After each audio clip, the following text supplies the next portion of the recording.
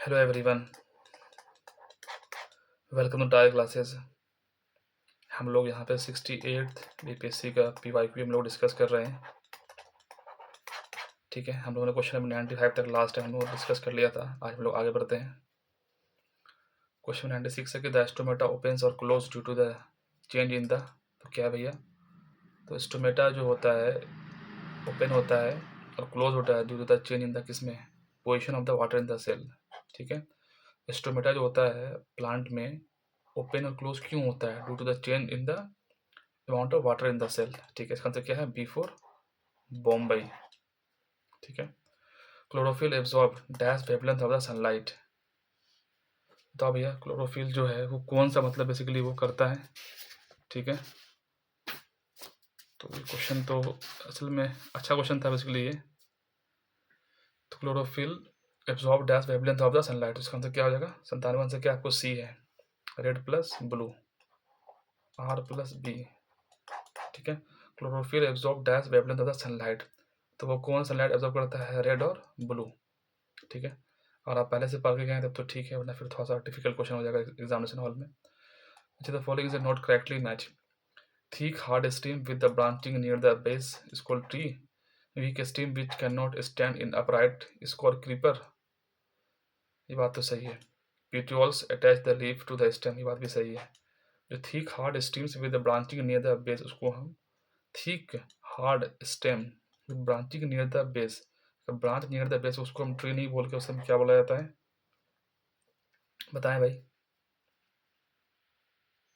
उसको हम सर्व बोला जाता है, SHURV, सर्व, सर्व। ठीक है, तो ये क्लास 6 के एनसीईआरटी में दिया हुआ है, साइंस के एनसीईआरटी में। ठीक है, आप वहाँ जाकर इसको थोड़ा देखिएगा। ठीक है, water reaches the great height in the tree because of the suction pull caused by, इसका आंसर क्या हो जाएगा आपको? ट्रांसक्रिप्शन। आंसर क्या है? B4 बॉम्बई। ठीक है, इवापोरेशन क्या होता है? जैसे कि हमने ये पानी में एक, हमने मान ली यहाँ पानी रख दिया, ठीक है, सूरज की रोशनी आई, इस पे पड़ा, तो ये यहाँ से इवापोरेट हो गया है। फिर जो समुंदर में है वहाँ पे भी इवापोरेशन होता है सूरज की रोशनी की वजह से। ठीक है, एब्जॉर्प्शन क्या होता है? एब्जॉर्प्शन मतलब पानी को एब्जॉर्ब कर लेना। ठीक है, वो तो बताइए आपको। ठीक है, which the following is character of A chloroplast which makes them qualified self replication. उसको सेल्फ रेप्लिकेशन, वो कौन सी क्वालिटीज़ है क्लोरोप्लास्ट का जो उसको बना देता है? उसमें DNA और RNA दोनों प्रेजेंट होता है जो उसको सेल्फ रेप्लिकेशन बना देता है, किसको? क्लोरोप्लास्ट को। ठीक है, एनसीईआरटी में दिया हुआ है बेसिकली ये आपको मेंशन है। ठीक है, क्लास 9th में ही है, हाँ, फंडामेंटल ऑफ यूनिट लाइफ में, हाँ, सेल जो चैप्टर है सेल वाला। ठीक है, the part of the skeletal that are not hard as bones are which the which can be bent are called as the, उसको हम क्या बोलते हैं? उसको हम बोलते हैं कार्टिलेज।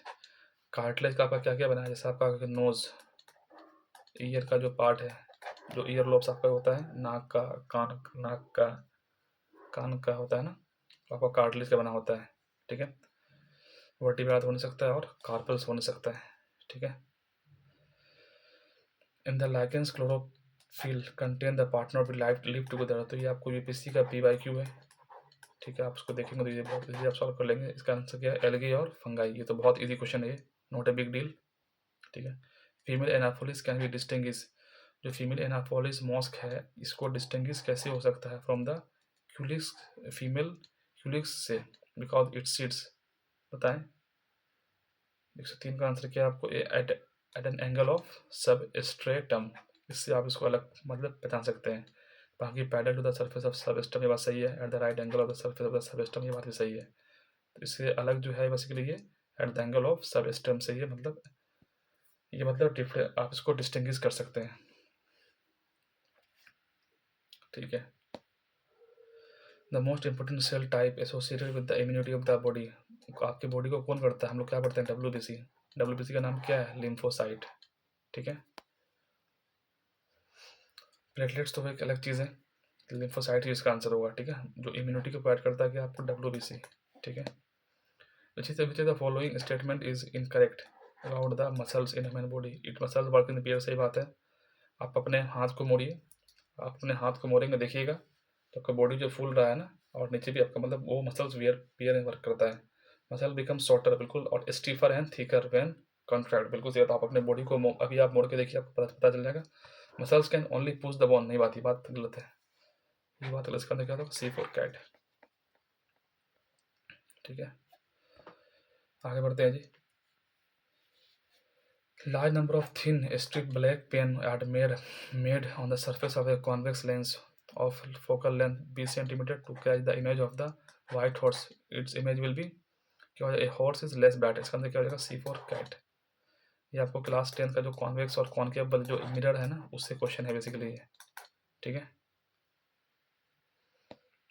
तो shrillness of sound is determined by, इसका मतलब क्या है आपको है, वेवलेंथ पे, वेवलेंथ ऑफ साउंड पे, मतलब सीडलेंस ऑफ द साउंड जो आपको मतलब बेसिकली वो डिटरमाइन होता है।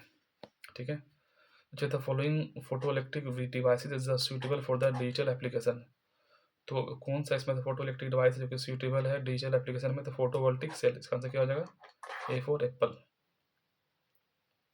ठीक है, ball bearing are used in to convert static friction into, जो बॉल बेयरिंग यूज होता है, आपने देखा अगर आप साइकिल चलाए होंगे या फिर आप गाड़ी वगैरह में होता है। ठीक है, तो ये कुछ इस तरह का होता है बॉल बेयरिंग। ठीक है, तो बॉल इसमें ये बॉल बेयरिंग लगा, मतलब लगा होता है। Ball bearing are use to convert static friction into, उसको हम किस में करते हैं भाई, रोलिंग फ्रिक्शन में। इसका आंसर क्या है, C4 कैट। 110 का क्या है जी, A goalkeeper in a game of the football pulls his hands backward after holding the ball shot at the goals. The enable the goalkeeper to, मान लीजिए कोई कैच कर रहा है, कोई खिलाड़ी जो है मान लीजिए वो कैच करता है कोई बॉल को। ठीक है, तो हाथ पीछे की ओर खींचता है, क्यों, ताकि उसको डिक्रीज कर दे rate of change of momentum को, और उसको उसको एक तो उसको चोट कम लगेगा और उसको वो कंफर्ट भी रहेगा, मतलब बेसिकली उसको बॉल को पकड़ने में। ठीक है, which among the following is a positively charged particle emitted by the radioactive element। इसका क्या होगा, अल्फा जो है आपको पॉजिटिव करता है, बीटा जो आपको नेगेटिव करता है। ठीक है, तो अल्फा पॉजिटिव, बीटा नेगेटिव, ये आप याद रखिएगा। ठीक है, centripetal force is responsible to the, तो सेंट्रीपिटल फोर्स जो होता है ना, दो तरह, एक होता है सेंट्रीपिटल, एक होता है centrifugal.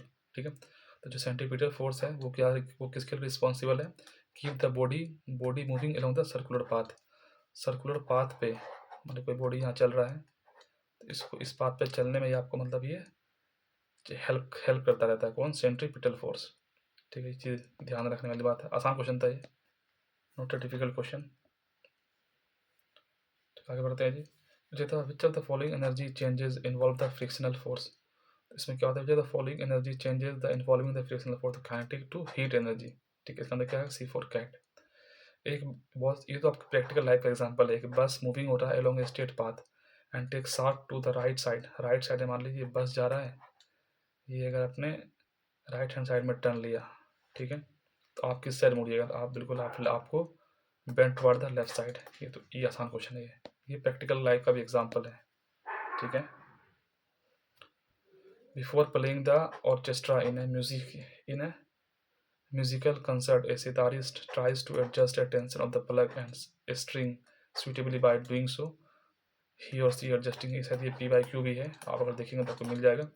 Frequency of the sitar string with the frequency of the other musical instrument, इसका क्या, C4 cat। ठीक है, चलिए आज के लिए हम लोग इतना है कि हमने 15 क्वेश्चन हमने डिस्कस कर लिया है वैसे। ठीक है, बाकी इसको भी हम लोग सॉल्व कर सकते हैं, कोई नहीं, थोड़ा अभी थोड़ा और थोड़ा समय बचा हुआ, देख लेते हैं थोड़ा सा। इसमें लॉजिकल फैशन में इसको लगाओ भैया, लॉजिकल फैशन आप इसको कैसे लगाएंगे, थोड़ा सा दिमाग लगाइए। सबसे पहले क्या आता है भैया, प्रेसिडेंट, प्रेसिडेंट नीचे vice president, president vice president, उसके बाद क्या हो जाएगा, मेंबर ऑफ पार्लियामेंट, उसके बाद स्पीकर, उसके बाद पहले क्या है, पहले आपको प्रेसिडेंट आ गया, दो, फिर वाइस प्रेसिडेंट, फिर प्राइम मिनिस्टर, फिर मेंबर ऑफ पार्लियामेंट, फिर उसके बाद स्पीकर। इसका क्या होगा, B4 बॉय। यहाँ पर आपका पॉलिटिकल नॉलेज काम कर रहा है, ये आपको 10 क्वेश्चन आपको आएगा। ठीक है, Reshma donate 1/4 of her property to the charity organisation and the divided the remaining property equally among her 3 children. मान लीजिए इसके पास 100 रुपया था। ठीक है, demand 1/4 of her property to the charity, एक चार जो इसने दे दिया चैरिटी को, मतलब मान लीजिए 25% कितना हो गया, तो 25% दे दिया, उसका कितना बच गया, 75 रुपये बच गया। ठीक है, and the remaining property divide equally among the 3 children. इसके बाद 3 चिल्ड्रन है तो सबको 25-25 देगी, 25 इसको, 25 इसको, 25 इसको, ठीक है। The property of each children gets to the कितना भैया, तो 1/4। इसको ये 1/4 मिला। इसका अंदर क्या है, A4 apple. The following is false. इसमें कौन सा इसमें फॉल्स है, एवरी स्क्वायर इज रेक्टेंगल, ये बात सही है, ये यूपीएससी का P/Q है, ठीक है।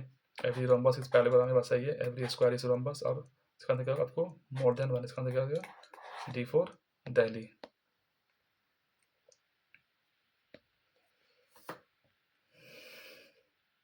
आगे बढ़ते हैं। और ये क्वेश्चन तो बहुत तगड़ा क्वेश्चन है भैया।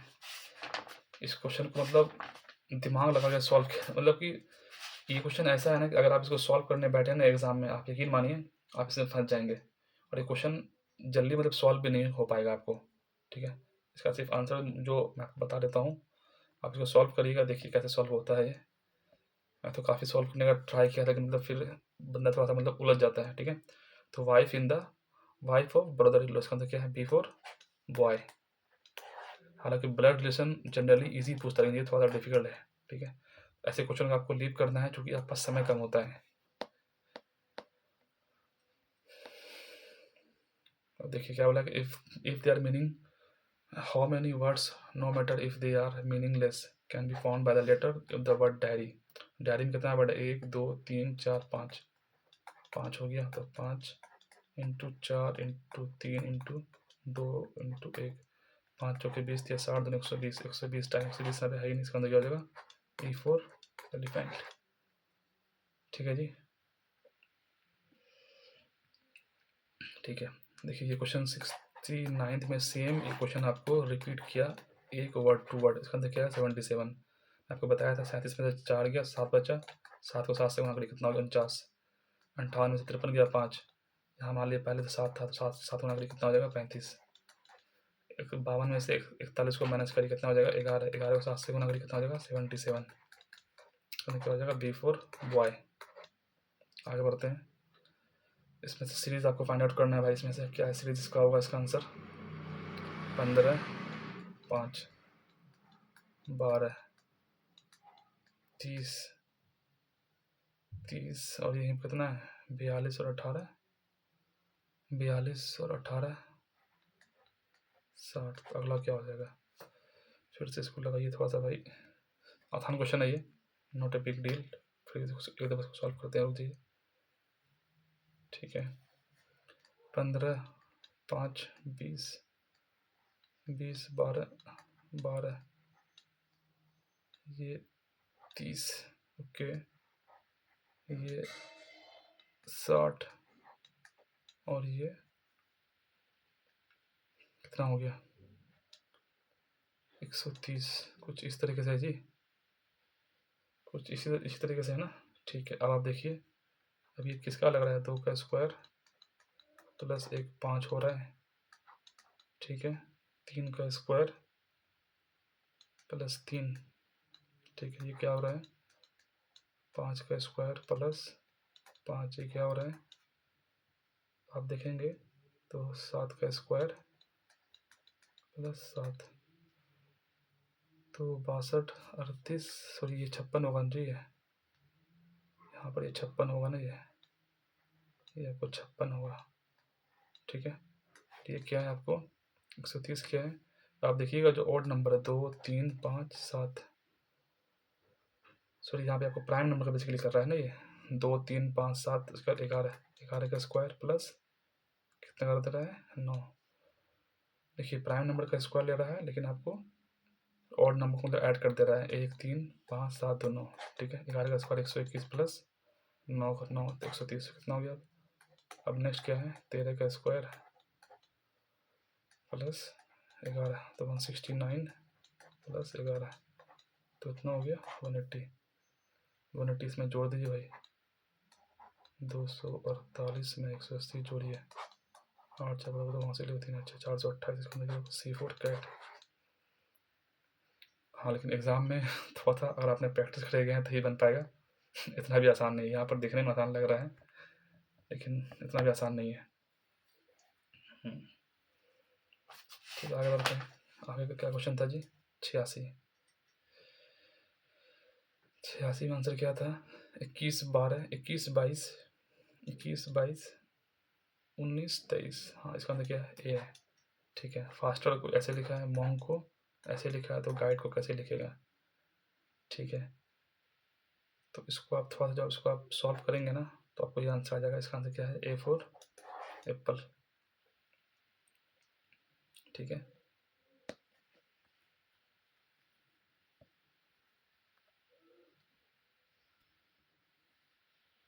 In rectangle area in rectangle has a 30 centimetre and the perimeter 26 centimetre. इसका साइड क्या हो जाएगा? मान लीजिए कि ये कुछ आपको क्या है, रेक्टेंगल है, इसका एरिया कितना है भैया? तो एरिया ऑफ रेक्टेंगल क्या होता है? एरिया ऑफ रेक्टेंगल जो होता है, और इसका पेरीमीटर कितना है? 26 सेंटीमीटर है। एरिया ऑफ रेक्टेंगल क्या होता है? ए इंटू बी। ए ये है और ये बी है, तो ए इंटू बी कितना भैया? 30 पहले हमें दिया हुआ है।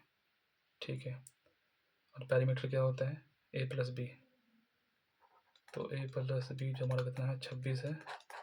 ठीक है, और ये 13 है ना जी, चूँकि ये यहाँ पे आ जाएगा। ये रेक्टेंगल पेरीमीटर 26 है।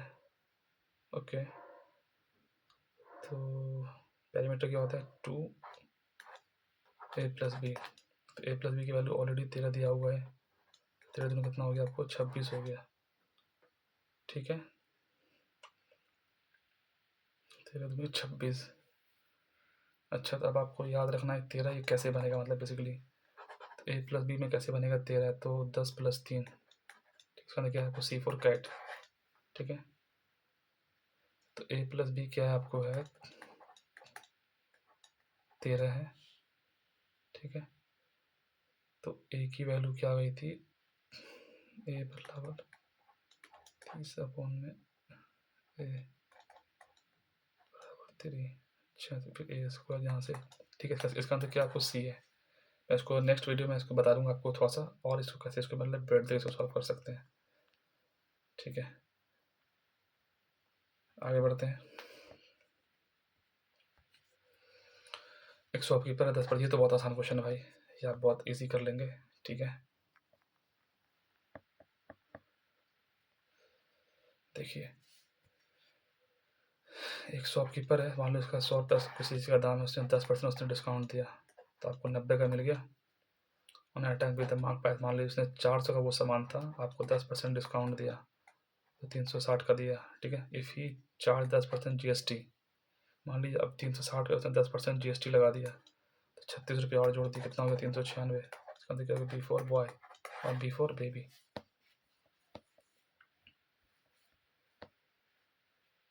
चलिए, आज के लिए हम लोग इतना ही रखते हैं, बाकी मैं नेक्स्ट वीडियो में आपको इसका पूरा कंप्लीट कराने की कोशिश करूँगा। आपको ये वीडियो पसंद हो तो आप सब लाइक शेयर सब्सक्राइब करिए। बाकी आप मुझे बता सकते हैं मैं इसमें और क्या इम्प्रूव कर सकता हूँ। There is always a chance of improvement. चलिए दोस्तों, आज के लिए इतना ही है। Okay, take care, bye bye.